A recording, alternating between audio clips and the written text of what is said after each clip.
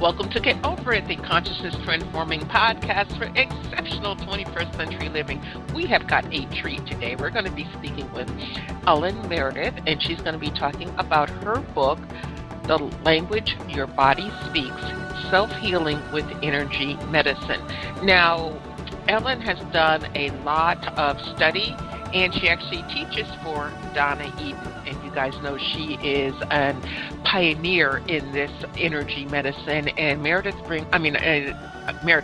Meredith, Ellen brings a lot more to the table. So sit back, relax, and take some notes, and then get the book. Because if you are struggling during COVID-19 period and being locked in or mask or no mask or whatever, she's got some techniques in this book that are definitely going to help you. Now, the energy shared on Get Over It uses intuitive and pragmatic insight to help you shift your consciousness to break through blocks and release energy that is no longer needed. Yes, we're going to help you let go of the BS that is holding you back, but you guys know I always ask that question, are you truly ready to? And by the way, folks, BS is belief system. Now, a bit about me for my new listeners. Intuitive since birth. I'm a third-generation intuitive with over 3 decades of experience supporting people to break through the blocks along their path. I'm a strategist for personal and professional transformation, revealing cutting-edge information that enables you to prosper and thrive. I spent 25 successful years in corporate America as an executive sales professional, and I'm the founder of Healing Visions Ministries and the Northern California Children's Education Network, a 501c3 nonprofit. I also authored 2 books. I provide consultations and healings in all areas of life that heal the mind-body-spirit connection, allowing you to live your absolute best life. My clients tell me that I keep it real while providing them with accurate information to assist them along their journey as a spirit living a human existence.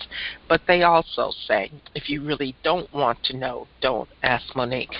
My background includes a doctorate in metaphysics, Reiki master teacher, ordained minister, and clinical hypnotherapist. So whether you are stressed, depressed, or possessed, I could help. To find out more about me and the services I offer, go to my website, and that's MoniqueChapman.com, and I invite you to like me on Facebook and follow me on Twitter and LinkedIn. My guest today, Ellen Meredith, is the author of The Language Your Body Speaks.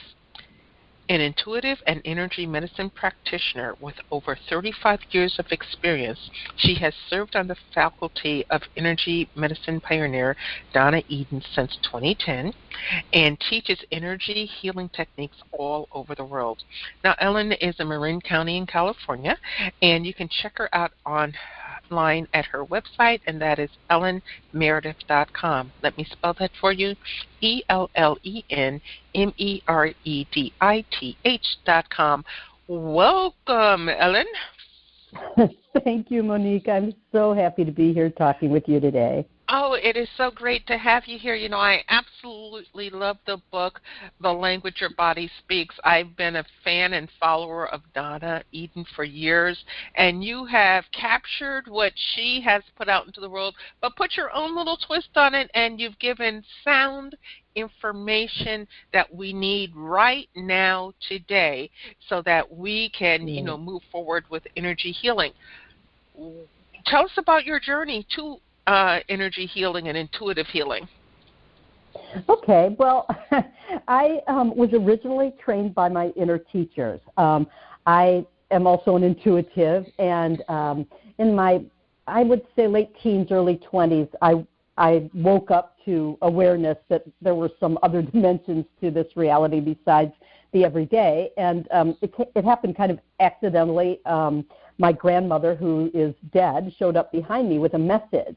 And I'm a writer, so I write everything down. I wrote it down. I thought, oh, that's cool. I imagined Grandma. And then the next day, somebody came to my door who I barely knew and said, I'm going to a psychic fair. Do you want to go? And I'd never been, so I said, sure. And we drove to this other town. We sat down. It was a spiritualist church, $5 reading. The woman looked at me. She said, your maternal grandmother is standing right behind you, and she has a message for you. And then she repeated the exact message I'd received. Oh, wow. And I was hooked. It was like, oh, my God, how did you do that? What is that? And, I said, are you reading my mind, or do you think my grandma's really there? And to give her credit, she said, it's my belief system that your grandmother's really there and that you get lots of messages, and that if you would just slow down and listen to them, you could get some really good guidance. So that's what I did. I did my best to slow down, and within a day, I noticed I was seeing this little ticker tape in my head with letters on it, like one of those stock market ticker tapes in the old days. And so I went to my typewriter, because it was still typewriter days, and I started writing the letters, and it was a message from my inner teachers, my councils, and they said, we're going to train you, we'll work with you, and just take the information and write it down, and then you can assess it afterwards. And so I started doing that, and my whole life became a workshop. Every aspect of my life was an unpacking of the concepts and ideas and guidance they gave me. I don't believe that channeling is a download. People talk about, I downloaded this information.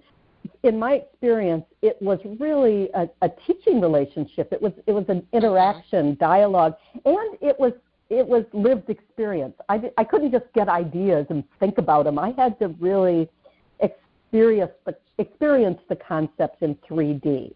So at some point they said, you're going to move to California, get very ill, and in the process of healing, you'll learn how to become a healer. And that's what happened. I did move to California. I did get very ill. I went to the doctor. She said, there's nothing I can do for you. I don't know what's going on. I'm going to send you to really, it's like you don't have anything medical. I see that you feel like crap, but you have nothing medical. So she sent me, right, bless her. She sent me to a complementary healer, a complementary medicine practitioner who was a chiropractor who did applied kinesiology. And in that context, I started to discover that I could see what was going on in my body, or read my own energies, read her energies, read the supplements on the wall and figure out what I needed. Anyway, that's how I got started. It was totally accidental. When I healed from that chiropractor asked me if I could do that stuff with other people, and I said, I don't know. So she had me come in and try it. You know how these things unfold. If I tried to make this career happen, I couldn't. It wasn't what I was expecting at all. Right. But it unfolded, and lots of synchronicity, lots of weirdo events. And what happened was she had me come in and look at someone with whom she was stuck, and I could see that there was a problem in that woman's body. She actually had a hairline fracture in her neck, and I could see it, and I said, would this make a difference? And they said, yeah. And it just unfolded from there. Then clients started coming, and I had to choose between the intuitive healing work and my day job. I was a college professor at that point, and so I thought, well, this is way more fun. This is way more interesting. So I shifted to doing this work, and I've been doing it, as you said, for 36, 37 years or so professionally. Okay, well, you know what? You truly walk your talk, and it's coming across loud and clear in your voice. I mean, you're full of such love, such joy, such happiness, and you laugh, because, folks, even if you get some bad news, find the positive in it and laugh about it, because that lifts your vibration, as Ellen has lifted our vibration as we're talking here. Now, Ellen, you start out your book by, the chapter says, thinking outside the healing box, or the box of healing. Why? Why do we need to just not take whatever the allopathic doctor says and run with that? Why do we need to expand our horizons, if you will, with our own body, mind, and spirit? Oh, that's a great question. And there's a couple different answers to it. One is that medicine is very allopathic, or Western medicine is very good with really acute situations. Like if my appendix is about to burst, I would just as soon have it out. Personally, if I can't calm it down myself. But the medical model really is focused on what's wrong and how do we fix it. That's really the basis of our whole society and health. It's not even health. It's what's wrong. Can I get a diagnosis? And then how do I fix it? Can I take a medication? Can I get a surgery? What will fix it? And the problem, there's a couple problems with that. One problem is that often what's wrong for us is something right is missing. In other words, it's not that something's gone wrong, it's that what we need isn't here. And the body is faltering. We don't have enough nourishment of some sort or another. And so asking what's wrong doesn't get you to where you need to go. The other thing is that energy always follows kind of intention. So if you're always asking what's wrong, it's like a little kid who's discovered, she can get attention if she acts up. It's like, oh, mom's going to pay attention to me if I cry or if I break something, so let's try it again. So it just kind of encourages the body to keep coming up with things that are wrong, rather than engaging as an instrument to play the music of the soul. And I just really think we can shift the model. I like the language model, and in the book I say that, we talk about energy as the language your body speaks, which is actually a quote from Donna Eden. And so the language model is what's being expressed here, how is it being expressed, and what's needed for better communication. And think about if you just shift the question you're asking, you get really different answers, right? So what's wrong? You get a bunch of yuckies, and what's needed and what's being expressed and how can we communicate better moves you much more quickly into wellness and well-being. And it goes way beyond illness to really thriving and celebrating and, having fun in life. Which is so important. Now, you said in your book, you touched on it a moment ago, but you say in your book, I'd like to delve a little bit deeper, using the use of non-scientific language to describe your situation. Why is that so important? Why not say, oh, I have blah, blah, blah, blah, whatever allopathic medicine says you need to have? Well, it's always tempting. You always want to get a diagnosis because it validates it in the eyes of other people. You say, well, I've got such and such. But usually it's the Latin word for whatever, or a foreign word for whatever it is you're really experiencing. And now we even use English. I've got chronic fatigue. Well, that's not a thing. That's a descriptor. And almost all medical diagnoses are really descriptors. It's like, arthritis is really about inflammation in the joints or buildup on the bones. It's not really a thing in itself. So one reason I don't go with science and, here's what some famous person did with research to prove this, is that I believe that in self-healing in particular, and we heal within ourselves first, we have to be able to engage with our own bodies. And if we have to speak a foreign language to do it, we don't get very far. Most of us have not studied medicine and all the things you need to know to think in those terms. But we are, you wouldn't say to someone, let's analyze Shakespeare scientifically and see if we can come up with medical explanations for why that poem works. Right. We just wouldn't do it because we don't ask that of literature. We don't ask that of art. And this is the art of living.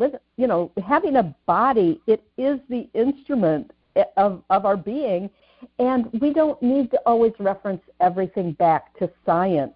For one thing, because they never do enough studies that really include what you're going through. And second, we construct a self from the inside out, and we don't need to dissect ourselves all the time. We can actually focus on how do I construct myself more effectively. Okay. Now, in your book, you talk about our bodies being a part of an energetic spectrum, the body, the mind, the spirit. So how does all of that interplay with each other to help us with self-healing? Okay, well, I love this notion that we're not three separate things. We're not body and then mind and then spirit. I really do see it as different levels of density. And you can see that when you look in the mirror. You can see your body standing there, right? There's your body. It looks very physical. And then you look at yourself and you say a few words, and there's your little, what I call your talking self, your mind, the part that makes the dramas and the identities, shining out your eyes and making, cute little faces at you. And then if you sit there a moment longer, you get this sense of the spirit, this deeper self that's there, the part of you that that kind of resonates more deeply and your soul, the thing that makes you most alive. And those are just 3 dimensions of our being that you don't need to be specially psychic to see or to recognize. So in terms of healing, if we want to be well, we really have to get those 3 things on the same page. If my mind says go to a party and my body says take a nap and my soul says read something stimulating that will deepen your understanding, we have to get those 3 parts of our being working together. Otherwise, there's stress, and stress leads to illness. So a lot of healing is about having access to what our soul is guiding us to do, that kind of inner guidance system, and training our mind to recognize not only the urgings of the soul, but the needs of the body, and then supporting our body with clear guidance. You know, we throw 100 stories at our body every day, right? And the body is programmed to kind of enact storylines. But now we've got, the news, we've got books, we've got other people's situations, we've got Facebook. We have so many stories, and the body is just overwhelmed with all those energetic messages. And so we need to know how to work with the body to help support her to find what's my truth in this moment. Where am I right now? And how can I get the energies moving and humming so I feel really good, and I can express myself effectively. Okay, I'm in complete agreement with you, but for those who might not be there yet, explain to us, and this, I'm going to mention something political. I'm not asking for your political commentary, but I'd like to see if you would address it. You know where I'm going. Donald Trump, he feels that, he needed to not trust the scientists or whatever as far as this experience that the world is going through right now. He touted, people basically killing themselves with, drinking Clorox or that medication, Plaquenil. I can't say the other name for it. How do we get to the point where ego doesn't set in and we can truly listen to our intuition in our body? Or is it even ego? Well, it's not just ego. It's also that I think one of the ills of our society, and perhaps Donald Trump kind of is the icon or emblem of that, is we've gotten very disconnected from inner knowing and inner truth. He's all about what other people think, right? He's all about what the poll numbers say about me. What does this person say and what does that person say? And when we get addicted to external approval and external value systems, we can't hear that inner guidance system very well. So one answer to the ills our society is facing right now, what we're being asked to do is to go inward and find that inner guidance system. And I talk in my book a lot about, kind of how you do that, how the body shows you through very physical means. But then I also believe that we need to take information and test it a little bit. I never channel information and just go with it. I always triangulate and find 2 or 3 other things that give me evidence that this might be true or this might work. I can try things on for size before I commit to that as my truth. And, it's when you see someone whose truth varies day after day after day and is blowing with the wind, and one day it's this thing and one day it's the next, it's a good example of what we don't want to do if we want to be connected and caring and compassionate and interconnected with other people. So, that's what we're seeing politically is I like to think of it as the death of the patriarchy, personally. It's sort of the end of a long era of either or, black and white thinking that's very polarized, very much it's either me or you, my truth or your truth. And we're moving into an era that my teachers have called empowered yin, and it is about both and thinking. It's about the ability to hold many realities at once and understand their interconnections. And so it's very confusing right now. There's a big battle of my truth versus your truth.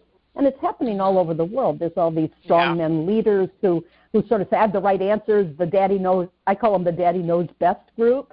And, you know, we've kind of proven over the last 60 years at least that daddy doesn't always know best. You know, sometimes mom knows best. And sometimes it's a collaborative family effort of even the child knows best, and we have to listen to each other. So I think this, what we're seeing playing out in the bigger picture is also something we need to work on in our own selves, which is the ability to come home to ourselves, to find our way home to inner knowing, inner guidance. And I'm not talking about some spirit out there who's dead and tells us what to do. I'm talking about that soul part of our own being that is our best guidance. And, you know, that can guide us in well-being. And are the scientists right? Boy, they can be so helpful. I listen to scientists. I think, you know, they're doing some cool work, and yet science itself excludes some of the art forms that also inform us. Yes, you know, exactly.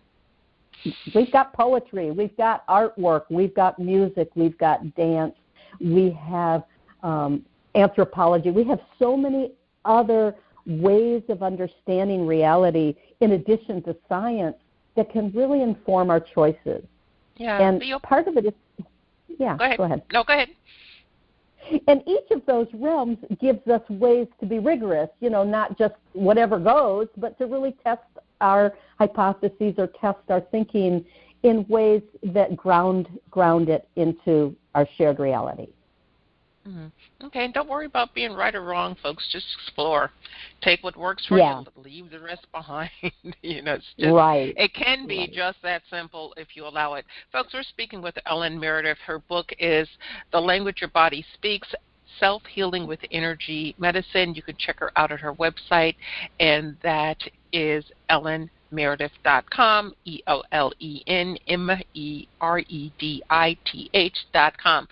Ellen, in your book, you have a technique that I have been using for years, and you call it the energy self-test. And it's basically a pendulum test for your body.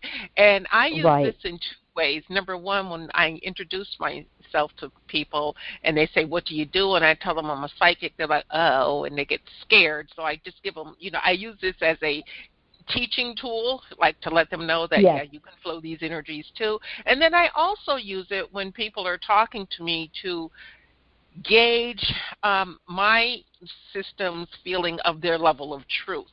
So could you walk us through the energy self-test and, you know, why that's so important? Certainly, and there's lots of videos online as well for this. And I didn't invent it. We actually teach it in Eden Energy Medicine, and I'm an advanced Eden practitioner. But basically, you're going to take your elbows and just clip them just push them into your side. So you're just, putting them close to your body.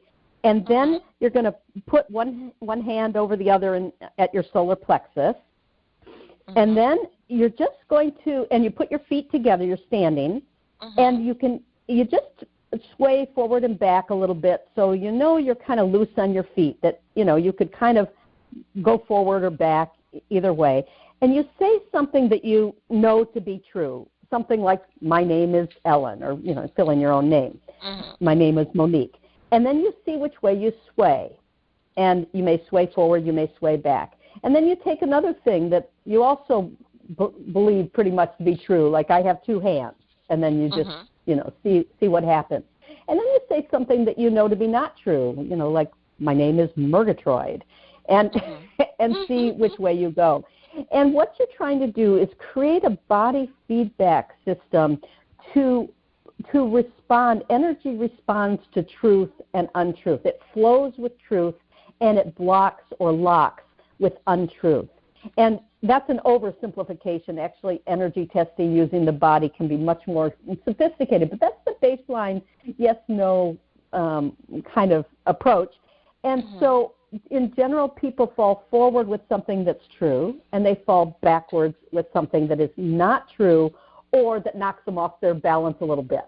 And I just put that caveat because sometimes if you're testing for something very sacred and deep, you tend to fall backwards when you're energy testing it. And in my book, I offer a couple things, such as the core note, that when you find the note that your deepest energy system resonates at, you actually tend to fall back on the test. It's just an exception to the rule. But that test, the body can tell you what's happening with your energy. It can't really tell you whether you should, take this seminar or not. People use it in various ways. They ask the body things the body doesn't necessarily know.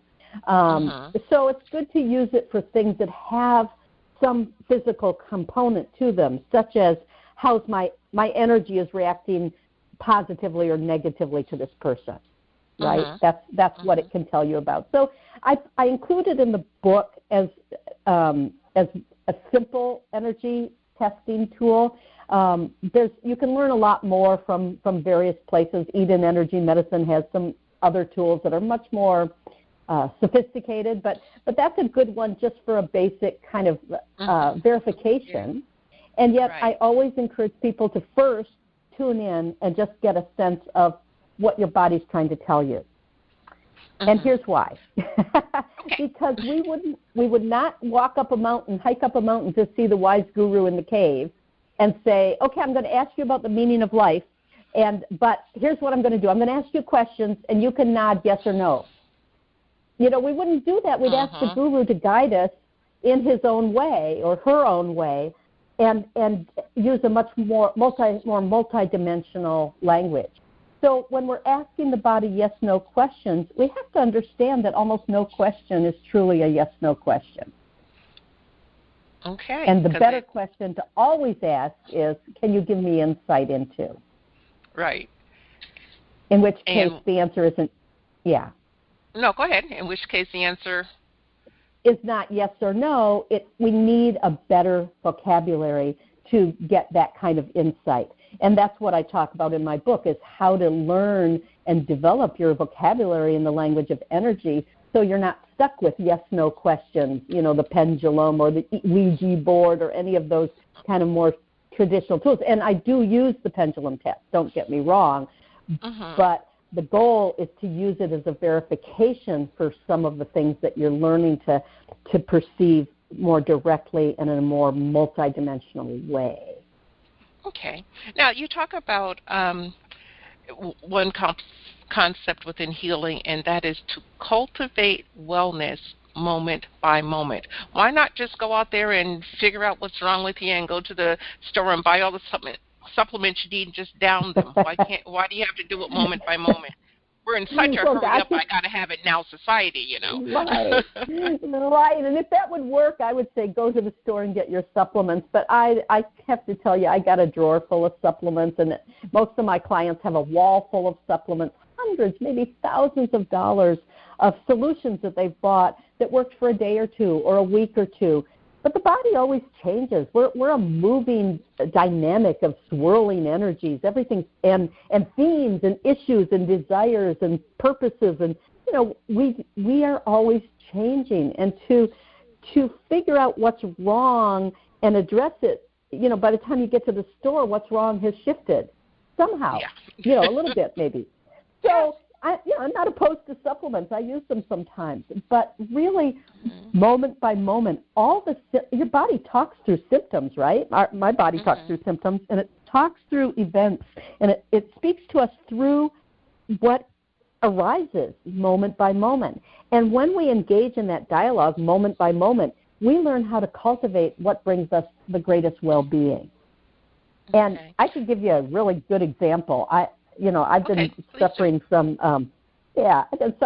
news addiction lately. I was reading one newspaper, and then I started to get another one, and it's like I'm reading all these stories because it's fascinating what's happening with our world right now, but it's also toxic. It's pretty toxic to have a steady diet of these news stories, because news tends to be negative news. They don't tend to report all the great things that are happening at any given moment on the planet. And so my body is talking to me. My gut's a little tight. My stomach feels a little yucky. I'm having trouble staying in my body. I'm very kind of scattered and distracted. that's my body saying, hey, maybe you want to concentrate on me here, now, having a good experience, and not all these storylines that are so toxic, and really they change day to day, or they don't change. That's even worse. And do you want that to be your reality, or do you want to have a bigger say? This is my body talking to me, in constructing the reality I want my body to embody or to express. And that's what the symptoms do. And if I don't listen to my symptoms, they snowball into illness. So moment by moment, you can do something about it. You can release the tension in your belly. You can bend over and stretch and give your energy room to flow. You can focus on something beautiful that feeds you rather than this yuck that drains you. And it's not about just being positive. It's about recognizing in this moment, what do I choose? Just what do I choose as my reality? Okay. Well, what if someone's made some very interesting choices throughout their life and, like, say, they're middle-aged, and now they have all of this dis-ease about them? Can they use the energy medicine to truly heal? Or? Absolutely, absolutely. And, Donna Eden is the perfect model for that. She's had just about every serious disease you can imagine, starting with TB at 4 and MS when she was 16, and she was wheelchair-bound, and at one point all her organs were shutting down, and, she's got a long, very dramatic story, and she's healed all of it using energy medicine as the most vital person I know at the age of 78, I believe she is now. And so, yes, you absolutely, and I've healed a lot of very disabling illnesses, including daily migraines, using energy medicine. Why? Because when we show up for ourselves, when we enter into the dialogue, using the language of the body, which is energy, it can shift, it can change. And, we might have some scars left over, but even those can change. I mean, if you think about it, the body has all new cells every 7 years. Why should we have a scar in year 8? That's true. So we need to be able to clear those templates that tell the scar tissue to keep replicating. And there's ways to do that. Okay, so how do we speak our body's language? Give us a couple of tips. Well, We've got many in the book, so don't give away the store. I want people to go get the book. Yeah, I got a book full of it. And the book was designed to be a kind of total immersion experience with the language of energy. So you remember what you already know, and then you can build on it in your own individualized way. And but it starts with the fact that you do not need to have a special gift to communicate with your body. You don't have to be psychic. You don't have to be super intuitive, because you can use your senses. If you can either see, hear, feel, taste, smell, or know something directly, that's a baseline vocabulary for the language of energy. So you start with how your body already communicates, with sensations, and you can deepen your awareness and use those. For example, instead of saying, well, what's going on in my digestive system, you can say, okay, let me see if I get an image for what's going on. And, I'm looking at mine, and it looks like a cloth that is all wet, and they're wringing, it's like it's wringing, like those old-fashioned mops that you mop the floor and then you need to wring them out. Yeah. And it just looks like that's what my system wants to do right now, is to wring that out. So I can take a gesture and help it. I could touch my whole gut area, and then I can take that gesture of wringing out and help it do what it seems to want to do by wringing out an energetic mop. Just, I take that image and I work with it some. Or you can take a color and see what color's in there. This morning I looked in. You can tell I'm having a little gut problem. That's why I'm talking about it. Long story, but anyway, I had a little gut issue. So I looked in there, and there was this kind of really putrid yellow color. And I thought, not liking that color. What wants to be there? And what wanted to be there was a turquoise. So I just brought some beautiful blue, and I just sort of squirted it in there energetically. I took my hands and I just spread this beautiful blue until the yellow turned into this really pretty color of turquoise. And I filled my whole pelvic bowl with that turquoise. And within about 5 minutes, my gut had calmed down. It didn't hurt anymore. And it can be that quick. It can be that quick and it can be that effective, because when we speak the language of energy, energy influences the chemical communications of the body. So when we use what we can do easily, which is we can work with images and ideas and words and thoughts, and we have a huge vocabulary, all of us, with energy, gesture, rhythm. When we use that, the body responds and tells the chemicals what to do. And it's like, okay, now I don't need acid in there. Now I'm going to bring out the chemicals that bring the inflammation down. And it isn't so focused that it's like I'm going to go in and make the inflammation go away. It's like if you ask what's needed and how can I supply it or cultivate it, the body calms down because it's getting its needs met and it stops screaming at you. It may take my gut a few days to literally heal whatever's going on, but if moment by moment I say, well, how can I be of service? What can I bring for you? What do you need here? It will take what I'm bringing and giving, and I bring it in many dimensions, and it will use it intelligently because the body knows how to heal. Okay. Well, folks, in her book, she has a chapter that I'm not going to ask her to speak on, and it's entitled Nature Provides the Grammar. So it kind of backs up everything that we've been talking about so far, plus it gives you a lot of exercises and working with different cycles. And this is for men and women. So when you get the book, that might be one of the first chapters you go to because it's very helpful, very insightful. Now, Ellen, you talk about much early on in the book, I believe, a healing process called the Mother Teresa Touch, and you say this is good for emotional, physical, or social imbalance. I think we're all in that right now today as we are speaking. Could you talk to the folks a little bit about what the Mother Teresa Touch is? Yes, very briefly, it came from a video I saw of Mother Teresa, and she was working with untouchables in India, and there was this man who was just twisted and torqued in spasms. He had muscle spasms all over his body. He was in screaming pain, and I saw her walk up to him, take a look, and then start stroking his body rhythmically. So 1, 2, 3, 4, 1, 2, 3, 4, using both hands and just stroking. And he started to unfurl. He started to, relax. All his muscles started to release. And I saw after about 5 minutes of this, he was calm. He had no pain. He was smiling. And it made such a deep impression on me that we can make a difference. So I talk about there's 4 things. You believe you can make a difference, which she did, using some kind of energy medicine. In this case, it was touch and rhythm that she used. Tuning into inner guidance, she tuned into what she thought he needed, and she wasn't stroking everyone in the marketplace that day. She saw he needed it, and she got that guidance. And then you have to be, what you said, willing to try and observe the results, to play with things. And that's what I learned from that. So the exercise, the Mother Teresa Touch, is about getting your energies organized by just stroking on your body. And you might start with your head.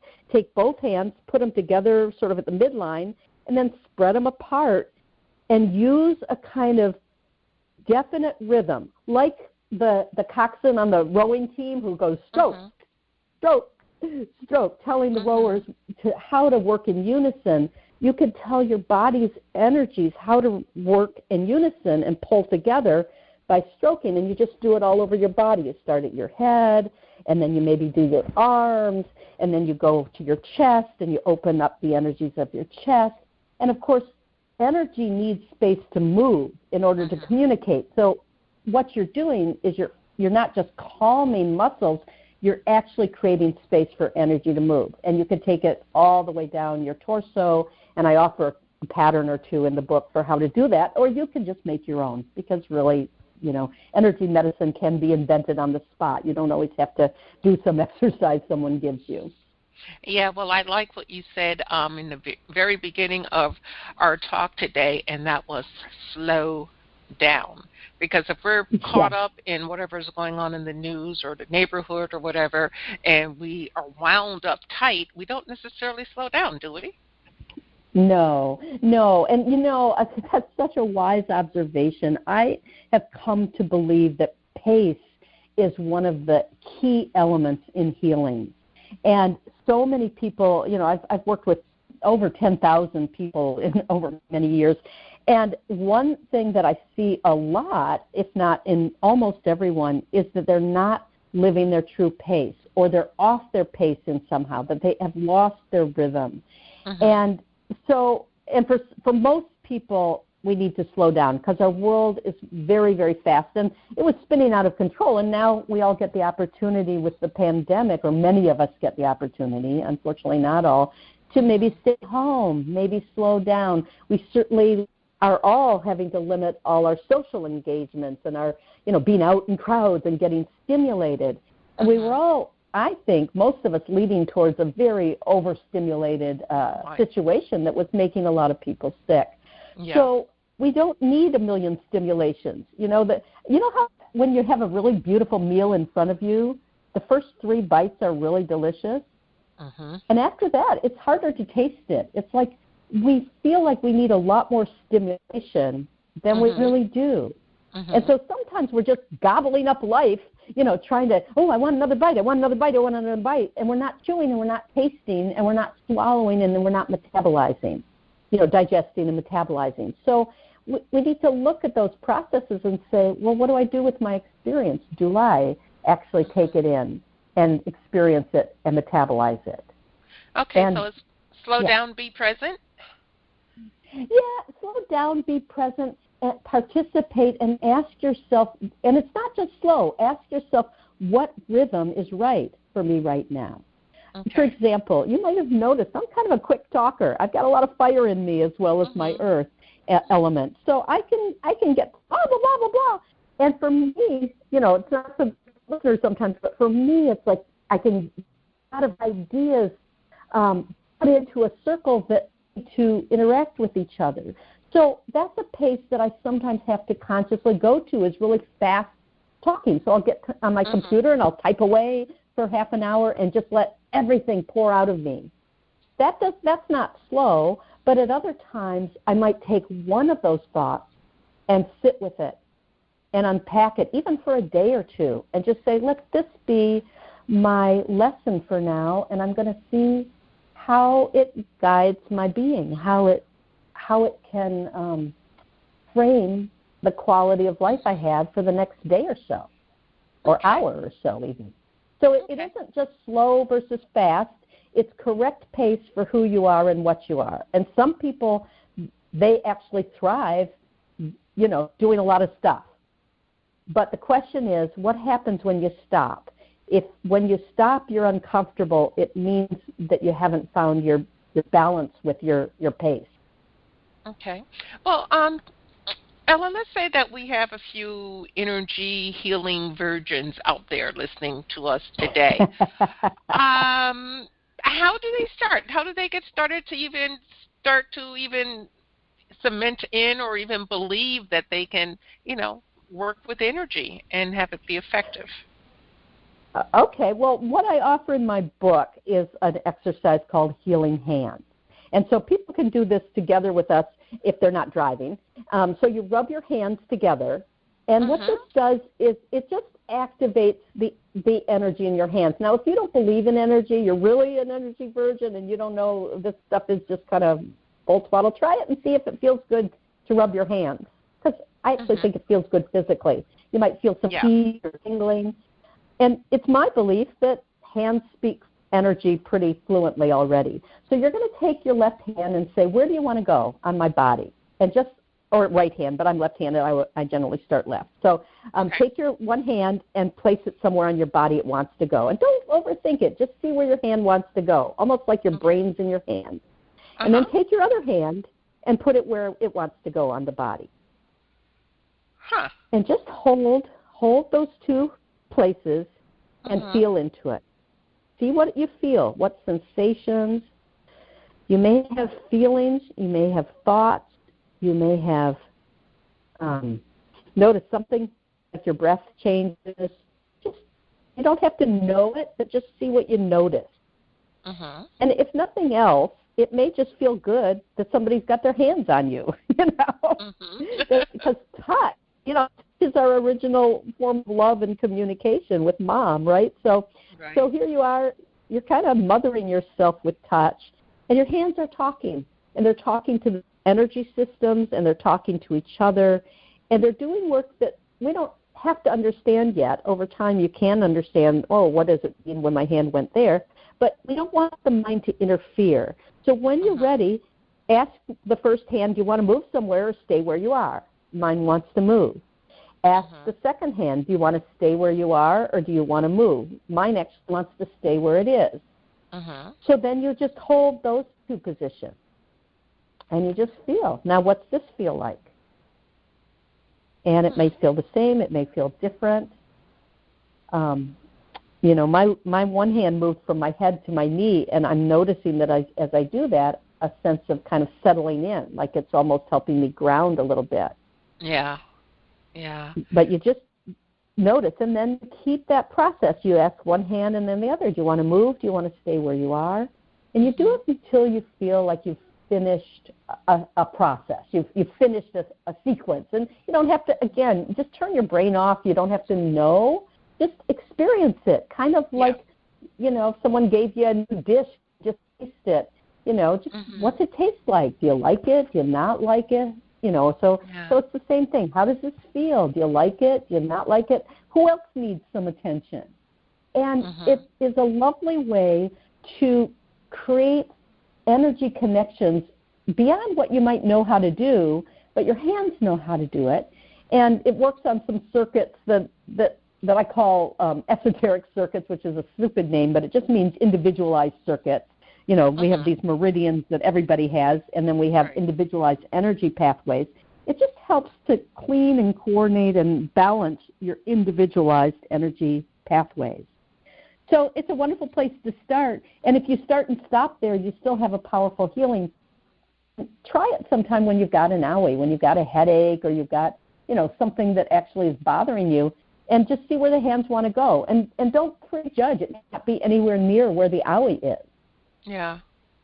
Well, it's interesting because when you walked us through that just now, my left hand, because I'm left-handed, it went to my right knee, and my right hand went to my left shoulder. And then when you said switch, they both went to my tummy. But I did this before our show today, and both hands went to the intestinal area. Okay, because I've got some issues going on down there.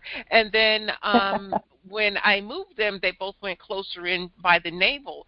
So what I did, because I never followed directions, what I did was I put on some of my favorite dancing music and got up and danced around my room holding on to my belly. And wow, what a relief. Yeah, absolutely. And, you know, that's, you know, you're an excellent student or teacher, because that's what I talk about in my book, is that the language of energy is multi-dimensional. It includes dance and movement and sound and color and rhythm and, you know, everything we use in all our senses. It includes all that stuff. And so, yes, you know, you were following directions, just higher directions. So that's good.